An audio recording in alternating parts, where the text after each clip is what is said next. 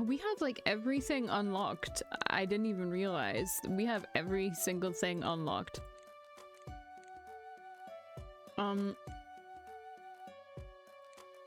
We're gonna do what we always do. White hair, red eyes, because I love that. That's just beautiful. Okay, we haven't unlocked oh no, oh my god, I've got all my stuff. I think some of you, I didn't mean to delete it. I just wanted to not wear it. Yeah, I don't think some of you have probably seen this part of it. Wow, that has to be James's route, right? I think that's James's route too. There's so much. Obviously, I haven't like seen a lot of it. Oh, that's beautiful! What the fuck? Okay, as much as I would like to, you know, wear that because it's fucking beautiful, it's absolutely stunning. We're probably gonna have to go for something a bit more like, you know, like this or this. We'll wear that even though it's kind of ugly. I mean, it's not ugly, it's the colors. They're just kind of boring. All right. This is our current avatar, and I know that sometimes things change in the CGs, so, you know, that'll be interesting. Okay. Reminder, we just died. I awaken, gasping for my breath, clutching at my neck like an animal in primal mode. I'm panting loudly, bewildered, looking around. My neck, it hurts, but there's no blood. I'm sure of it. I felt the blade. I felt my head roll. You felt your head roll? Ooh. I don't like that. I pull my hands through my hair, still gasping, until I fall out of bed. I land on the cold wooden floor, knocking the wind out of me. Valkii? A female voice calls out from beyond the walls. What happened? Where am I? I sit up straight, frightened and unaware of what's going on. I've died, haven't I? Then a girl bursts through the doors, an all-familiar one. Valkii! Kim gasps as she sees me on the floor. What happened? My hands are still clutching my neck, worried it's going to fall off. I stutter. I've died. I died, didn't I? What are you talking about? You've fallen out of bed. The guillotine, I call out, my voice laced with panic. Guillotine? Goodness, that must have been one hell of a nightmare. Nightmare? I repeat. I refuse to let go of my neck. That was not a nightmare. I had most definitely died. Maybe that mysterious invitation you got yesterday rattles you. Yesterday? I've been in a cell for 2 days, I say. A cell? What do you mean? You've been here with me all this time? Kim, why are you here? I ask. Why wouldn't I be? This is our room in the attic and we're late for work. Work? Now I'm even more confused. Mr. Anderson is going to deduct it from our pay if we don't hurry up, so come on, freshen yourself up. Kim extends a hand to me. I finally let go of my neck and tentatively reach out for her. I'm not dead? I ask as she pulls me up on my feet. My feet, they're not full of blisters anymore. In fact, my fever is gone too. You will be if you're late for work, she jokes. But what about the Duke? I ask. The Duke of Erring? Weren't you meeting up with him after work today? You didn't tell me more. Huh? Oh wow, you're really out of it, Kim whistles. I guess I am. I need a moment to think, to gather my bearings. This is all too much for me. I wonder what the Duke wants from you, Kim says out loud. He wants me dead, and he succeeded. I gulp as I rub across my neck, still feeling the sharp pang of pain when the blade fell. That's not something I simply imagine. The pain is too real. It all feels too real. This can't be a nightmare. But why am I here? Back in the attic Kim and I rent out along with a bunch of other girls who work at Anderson's. That was well over a year ago. Kim gets stressed as I stare blankly into space, wondering if I have become a ghost of some sorts. I get ushered out of the attic by Kim, who doesn't want to be late for work. It looks just like it did the day before the wedding, except I'm not wearing a wedding dress anymore. Familiar faces greet me using my name, Valkii. They don't address me as Your Grace or Gatekeeper. The man I... I'm so sorry. I'm so sorry. The man I used to work for appears in front of me. Valkii, he sneers as he points at a pile of white linen. Mr. Anderson, alive and well. But Kim clearly told me he had caught the Drax curse and died because of it. I blink at him, still processing things in my mind. Is this a codex? No, it's not. Okay. I blink at him, still processing things in my mind. You're alive? I asked tentatively. What's this about? You're gonna wish you were dead if you don't get these cleaned right now. Kim rushes in and picks up the pile of clothes from the floor, smiling at him apologetically. Of course, Mr. Anderson, we'll get on it right away, she says. Kim elbows me in the side, fixing me with an odd look. Get to work, she whispers to me. So there I am, hunched over some fabric, cuddled beside everyone else on the wooden platform near the windows, taking advantage of the sunlight as much as possible. I go through the motions. I still remember how to sew, how to rip, how to cut. Those skills were never forgotten. When Kim nudges me for lunch, we eat some cabbage together. Yippee! Stinky cabbage. What kind of cabbage? The leaves have lost their crunch and the color has turned a darker hue. Maybe when it goes a bit off, it doesn't smell as bad. This isn't fresh, I note. When has it ever been? Kim rebukes, shrugging. I nibble on the leaf, having no real appetite.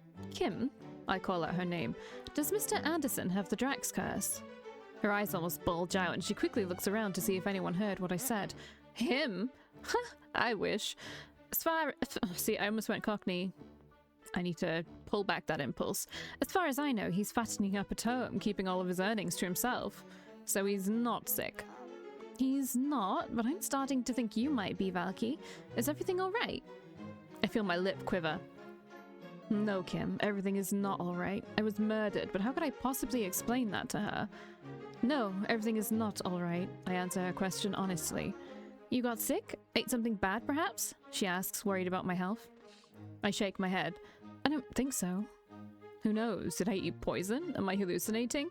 Kim, what is today's date? I ask instead. May 14th, she answers. I go quiet. I got executed on July 9th. Sorry, I needed to actually get a drink. Because I was out. Okay. I grow quiet. I got executed on July 9th. And the year? I ask quietly. Kim takes a second to respond, her face scrunching up into concern. It's 59. You okay? The dates don't match with what I remember, but it does match with what happened a year ago when I was still under the employment of Mr. Anderson's and I wasn't announced as the Duke's fiancé. In fact, May 14th is when the Duke proposed to me. That's today. He's going to propose, I mutter mindlessly. Propose? Kim repeats. Who? Everything changed on this day. My whole life got turned upside down.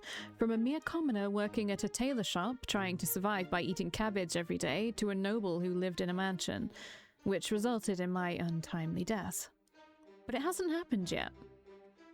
I can't let it happen again. I'm confused and don't really understand what's going on, but everyone seems to be acting like it really was last year. No one knows I'm the gatekeeper yet. Maybe I've been given a second chance at this life. I can still untangle myself of the fate that lies before me. You're acting really odd today. Maybe you should stay in for the night, says Kim. It's not a bad idea. I could simply not go to the Duke and hear his proposal. Why not? Fuck that guy. Except it's not that easy. Things are happening as they did before, beat by beat. I've already lived through this day. Yet I feel my breath catch in my throat when my eyes lay upon the blue-clad knight standing in front of the store. EEYOK! Lady Valkii, I'm here to pick you up, he says in a cool voice. He's alive. Yet the images of his death keep flashing through my mind, the blood that pooled around his waist as he yelled out my name. I search his eyes for any recognition, but he's looking at me with complete indifference. His expression is cold and unreadable. I want to reach out for him and ask, do you remember? Do you remember trying to get me out? Do you remember getting stabbed? Are you ready? He asks after being met with complete silence all this time. What if I say no? I venture. The Duke instructed me to take you to Howell Manor, no matter what. It is for your own safety. Is my safety in question? I inquire. We can discuss specifics back at the manor. He dodges the question. Please come with me. I want to say no, but I'm also conflicted and intrigued. When everyone else was jeering for my execution, this man fought to the death to protect me. But why? I hardly know him, and from what I do know, he had mostly been indifferent to me during my time at Howell Manor, even outright disdainful at times, much like most of the Duke's staff. I want to know why. Why did he try to help me? Because he probably uncovered the plot. And will he help me again? I'm completely in the dark and I'm trying to find answers. Very well, I say. Let us go to Howell Manor. His study has always given me an uncomfortable sense of dread, like the hairs on the back of my neck prickle and my legs can't stay still. The walls feel claustrophobic, even the air feels thick and dusty. Everything screams at me that I'm not welcome here. It's his domain. When I see his short blonde hair, I nearly want to hurl. He wanted me dead. He got me arrested and killed. Lady Valkii, Veritas greets me in an unfriendly tone. Have a seat. 4 people in the room. The Duke, the Knight, the financial advisor, and me. I silently take a seat in front of him, trying to keep my emotions in check. My fingers are betraying me, trembling ever so slightly. I grip them into a fist. If I really am reliving these days, then I need to see if I can change them. Can I change my fate? Have I gotten a second chance at life? I mustn't marry the Duke. I am the Duke of Erring, Veritas Howell. He introduces himself. I know who you are. I chirp at him. He folds his arms across his chest, unimpressed. I brought you here because something has been uncovered, a lost piece of the puzzle. Word for word, it's the exact same as last time. Your mother, her name was Daphne Alderton. See, that's the name I gave my character. Correct? That is right, I answer. And your father's name? He inquires. I hold my tongue because I know who my father is now, but back then I didn't. The man who I thought was my father was actually unrelated to me. My mother had left my real father before he knew she was pregnant. She found another man whom she married, and they raised me to believe he was my father. It wasn't until Veritas told me of my true origins that I found out the truth. I take your silence to mean you never knew who your father was, he deduces. Veritas rummages through some scrolls on his desk and unrolls one of them, reading it. You were the illegitimate child of Johansen Brown. Your mother likely kept your birth a secret from him, and he died without ever knowing he had a child. I know how the story goes. Your father was in turn the illegitimate child of a woman named Godel Tulp, and whose mother's maiden name was Hakes? Hakes, that's what this is all about. It's what everything had ever been about. You see, you're a direct blood descendant of the House of Hakes, formerly thought to have no living members. The gatekeepers, I say softly. Ah, you're familiar with them after all. That skips some explaining then. No, if you want to explain it, that's fine. I mean, I know clearly what a gatekeeper is, but you can say it if you want for, like, anyone else in the room who doesn't know. The financial advisor, maybe? Maybe he doesn't know. He unfolds his arms and leans back into his chair. Valkii, you are a gatekeeper, the only one left in this world. I remember my reaction last time. I smiled politely and asked what that meant. But I already know everything. Okay, but yeah, we know everything, but, like, explain anyway. Okay, there we go. The gatekeeper, the bloodline that used to hold the gates to the other world, whatever that may mean, until they were exterminated by the Empire 100 years ago. How do you know? I asked this time around. Is there proof? My investigator managed to find some family trees that didn't include your father, but he was noted in some diaries instead. Likely they tried to hide him from the Empire. A family tree is no proof, I say steadfastly. I'm a gatekeeper? Then prove it. A frown creases his forehead. He's not pleased at my reaction. Miss Valkii, we've conducted many extensive investigations, questioned many townsfolk. There is no way we are wrong, says the other man in the room. It is only recently that we found out about your living accommodations to be able to contact you.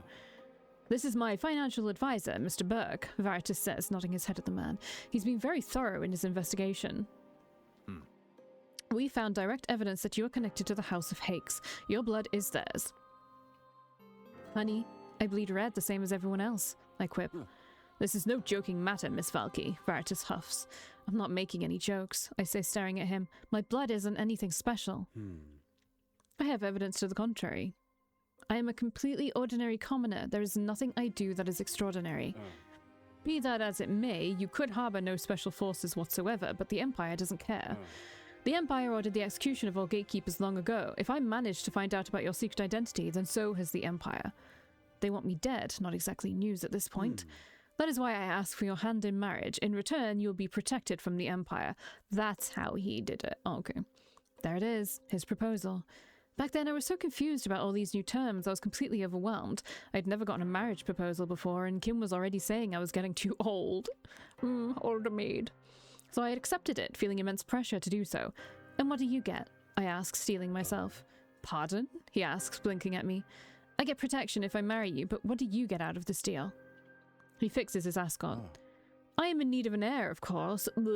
And producing an heir that has the same bloodline of the House of Hakes will bring my own house prosperity. I don't know, buddy, that sounds sus. Lies. He hadn't even touched me on our wedding night. We didn't even share the same room as is customary. It's not about an heir. He's not being honest with me. Never has. What will stop the Empire from killing me or my child? I ask instead. Valkii, he starts with a gravelly voice. I am the Duke of Ering, a very powerful man in the world of nobility. I stand on par with the kings and queens, he boasts. Touching my property is something even the Empire is wary about. It would inspire an act of rebellion among society. As long as you are mine, the Empire won't dare to take you. Property. Yes, that word aptly describes how I felt that entire year I was engaged to the Duke. I'm not going to be your property, I say bitterly. I'm going to change it. I'm not going to marry him. I'm not going to die. I won't relive that hellish nightmare all over again. Miss Valkii, you don't have much of a choice, Veritas says casually. You will either become mine or fodder for the Empire. I don't think you understand the gravity of the situation you're in. No, I understand very well, I say. I'm determined to change my fate. I'm not going to marry you, I answer him. The room grows quiet. Petulant child. The Empire will kill you. It would be such a shame to see your bloodline go to waste, he growls. You don't know that, I point out. I'm already dead if I marry him, so I'll take my chances. Sir EEYOK, I'm done here. Please take me home, I announce loudly. EEYOK, who's been standing in the corner all this time, suddenly looks up at hearing his name. I urge you to reconsider my offer. Did he ever tell us his name? Give it a good night's rest to think about it, Veritas tells me. I will, and I assure you my answer will remain the same, I reply. Veritas sighs as he rubs his temple. Take her back, he instructs EEYOK. Yes, Your Grace. EEYOK jumps up, ready for action. EEYOK escorts me out of the study. We walk down the familiar stairs in complete silence. But then EEYOK stops for a second, turning his head to look back at me. I didn't tell you my name, he states, like he's accusing me of something. No, I suppose he didn't introduce himself. I slipped up. Have we met before? I know no one has shown an inkling that we've known each other. But I still had this slight hope that EEYOK might remember me. That hope is completely squashed now. No, I heard it earlier. I lie, hoping he'll believe it. He doesn't reply, but continues to walk. Before heading outside, he turns to me completely this time. Why did you not accept the Duke's proposal? He suddenly asks me. Okay, let me go on like just a little tangent for like a second. If this is a time loop, he could purposefully, for whatever reason, be pretending to not remember. Because time could rewind with his death, but what if he died first by bleeding out? And then its time still went back, but we remembered because we died second. What if he's always died first? No, that doesn't make sense, because this is going to sound fucked up, but it's more tragic if we always die first and he always fails. So it's not that. But it could be the first time she's ever remembered the loop, and he's just being very, very cautious about it. But I could be wrong. In fact, I'm probably wrong, and there's no loop or anything. This is probably just reincarnation. And like I was saying before, when he said I failed again, he was probably just talking about like he'd failed multiple times to help her escape in that one life. Why does he care? It is the most logical thing to do. You'll be safe and have a lavish lifestyle. I know what that life is like, and none of it made me happy. I feel tears welling up in my eyes. Was this all just a dream? Did I imagine my life with the Duke all this time, or did I really go back to this moment? EEYOK, why did you try to save me? I want to know so desperately. But I bite my tears away. It's going to be different this time. Would you? I fire back at him instead, and then push past him to open the doors to the outside. Sorry, that was, would you? Life goes back to normal as they can be. I wake up, still in disbelief that I am back here. No longer am I sleeping in the large bed at Howell Manor. Instead, I'm back in the shabby old bed, sharing the room with my longtime friend Kim. And then we go out to the store, working long hours, hunched over some fabric. I try to convince myself I've escaped the hellish life I had before, that perhaps it was all a dream after all. I may have been engaged to the Duke and lived in a large mansion, never having to think about whether or not I'll get to eat that day, but none of it made me happy. But I can't really seem to get back into the moment. I'm going through the familiar motions, but my mind isn't present. I can't help but think, who set me up? I know the Empire wanted me dead for being the gatekeeper, but as Veritas said, they wouldn't dare to in fear of sparking a rebellion. Someone ambushed our carriage. They knew we were heading to Clockfield Hall. EEYOK knew. I can't recall what he said exactly, but he knew I was being set up. Exactly who is EEYOK? He is Veritas' personal retainer and remained in his care until he got fired for stealing a seal. After that, I didn't see him until the wedding day. Aww. Valkii, did you hear what I said? Asks Kim with a pout. Sorry, what? I shake my head, clearing my cloudy thoughts. Mr. Anderson wants this embroidery done by tomorrow. I sigh. That means staying late again. Right, of course, I answer. Kim and I get to work on a very elaborate embroidery meant for a high-class noblewoman. I step out into the cool air of the night, stretching my arms. My back is so stiff, Kim complains. Everyone already left besides us. I've missed this, you know, I say. Missed it? Kim repeats, confused. You like working late nights? There's something nostalgic about it, I say, smiling to myself. An uncomplicated life, that's all I could ever ask for. Well, Valkii, if you like it so much, you can do my work for me next time, she says, giggling. I find myself grinning at her, something I haven't done in a long time. But then, suddenly, two dark shadows approach us at high speed. I don't have time to react. They knock Kim out of the way and grab my arms, pulling me away from her. Kim! I yell before my mouth is covered. Hey, let her go! Kim yells and swings her bag at one of the men. Except he easily pushes her against a wall and she collapses. I struggle to release myself. The men hold my arms as they drag me into a quiet and dark alley behind a building. There's a hand covering my mouth and I try to bite it, but he's wearing gloves so it doesn't do any damage. I frantically look around, scared to death. Finally, they stop dragging me and throw me onto the stone-cold ground, scraping up my knees. I look up at them with big eyes, wondering who they are. What do you want? I ask. My voice feels like it's stuck in my throat. One of the hooded men draws his blade in front of me. Existential dread floods my veins. Am I really gonna die again? Here? So soon? We already met a bad end. What did I do to deserve this? The man raises his blade as he approaches me. I can't slip past him. The alley is too narrow and there's two of them. But then a miracle happens and the other man groans as he falls to the ground. Someone else is here. My attacker swiftly turns around to swing his sword and it clashes against another sword. EEYOK! I see the shimmer of red hair in the moonlight and my heart jumps. It's EEYOK. Is this an elaborate plan? Oh, the Empire is attacking you. The only place that you're safe is with Veritas. EEYOK kicks the man in his stomach and he stumbles backward, caught off guard. Before he has time to retaliate, EEYOK slashes his sword right across his abdomen. I turn my head away from the side, smelling blood in the air. Then he's in front of me, grabbing my arm and helping me up to my feet. We have to go, now, he urges me. He pulls me away from the two men who are both lying on the ground, groaning, soon to be dead, most likely. What's happening? I ask. The Empire has found your location, he explains. But Kim, I have to check on Kim, I say, pulling away from him and towards the town square. Begrudgingly, EEYOK follows me as I run back to Kim. Thankfully, we find her unharmed. Valkii, she yells and throws her arms around me. Those men, what in the world happened? I hug her back before releasing her. Are you okay? I ask. Just some soreness in my arm as I fell, but otherwise fine. What about you? Lady Valkii, it's not safe here anymore. I will need to pause sometimes to take a screenshot for the YouTube thumbnail. Sorry. Okay, who's this? Kim asks. Why are you here? I ask EEYOK. The Duke requested I see to your safety in case of any attacks. I bet he did. I bet he did. You were following me? I accuse him. He doesn't deny it. The Empire knows, he says. Your location has been compromised. There's going to be more attempts like these on your life from now on. More? What does he mean? Kim asks, quite frazzled. The Duke's offer still stands. I highly suggest you accept it if you want to live, he says. My lips quiver. 3 days ago I was executed. Today I almost died again. Am I not allowed to live a simple life? Am I really forced to accept his proposal after all? They're going to keep coming? I ask quietly, looking down at the ground. That is correct.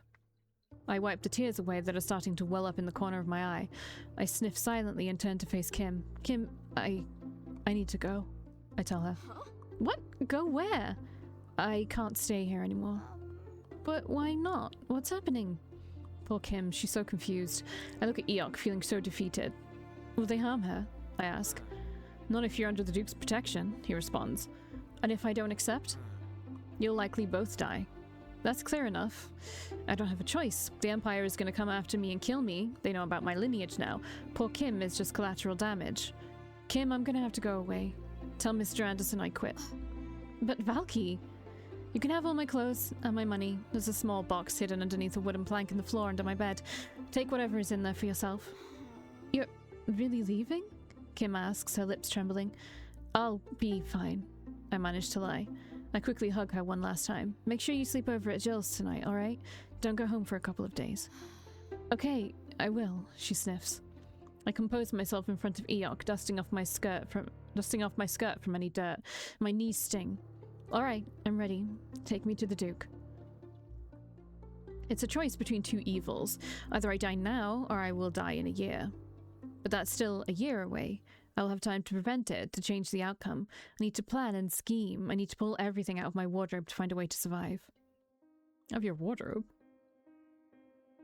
I'm ushered inside by EEYOK, back to that place that doesn't want me here. It's cold, it's too dark, and I'm still coming down from that attack earlier this evening. Am I shaking? I hope I can put on a good poker face. He's there, behind his desk.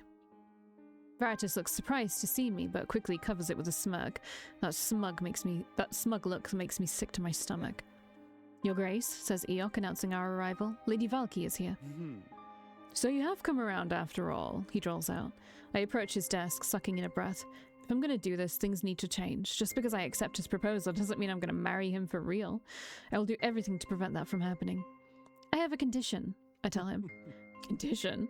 Lady Valkii, you don't really have much to bargain with here. I will accept your marriage offer, but...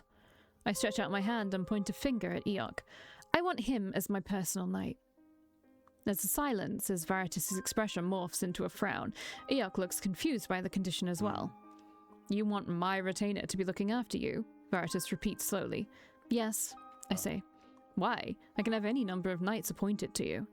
I want him. He saved me from an attack tonight. I will feel much safer with him around. It's not entirely a lie, but that's not the reason why I'm asking this. It's because EEYOK's the only person who's ever tried to save my life. It doesn't look like he knows who will frame me in the future right now, but he will come to know. And when he does, I have to make sure he's on my side. Everyone else in the world was against me, cheering for my execution. And in a sea of monsters, there was EEYOK, fighting for my life. It's got to be him. No one else. Veritas gives me a long and disapproving look. His eyes dart over towards EEYOK, who is currently frowning as well, then his eyes meet mine again. Very well, he will be your personal retainer, and in return, we shall be engaged. I clench my hands by my side.